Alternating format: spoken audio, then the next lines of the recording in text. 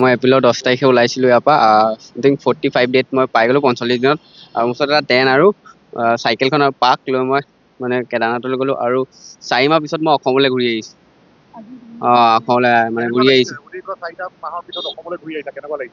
বহুত ভালেই লাগিছে, অলপ আনন্দ ফিল হৈছোঁ আৰু বহুত দিনৰ পিছত ঘৰলৈ আহিছোঁ। আৰু বহুত দিন আইতাকো দেখা নাছিলোঁ ন, সেইটো কাৰণে ভালেই লাগিছে। আৰু এতিয়া নাই হোৱা চবতকৈ আৰু ভাল লাগিলে আৰু বিহাৰ আৰু ইউ পি ভাল লাগিলে, বেছি সহায় কৰিলে আৰু তাত মানে বিহাৰ আৰু ইউ পিত বেছি সহায় কৰিলে মানে চবতে আৰু ভালেই আৰু মন্দিৰ আৰু পেট্ৰল পাম্পত বেছি আৰু টেন লগাই মেলি। মোৰ নাম ৰিকি বৰফুকন। মানে অসমত ডগ চেণ্টাৰ কেইটামান হ'ব লাগে, মইতো চাওঁ আমাৰ মৰিনীতো এখন হ'ব লাগে আৰু সেয়াই উদ্দেশ্য লৈয়ে মই মানে চাইকেললৈ ওলাই গৈছিলোঁ মৰিনীৰ পৰা।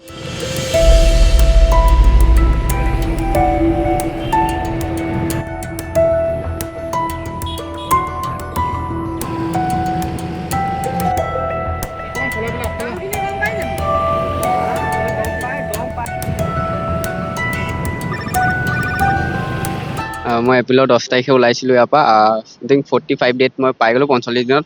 আৰু মোৰ ওচৰত এটা টেন আৰু চাইকেলখন আৰু পাক লৈ মই মানে কেদাৰনাথলৈ গ'লোঁ। আৰু 4 মাহ পিছত মই অসমলৈ ঘূৰি আহিছোঁ। অসমলৈ মানে ঘূৰি আহিছোঁ।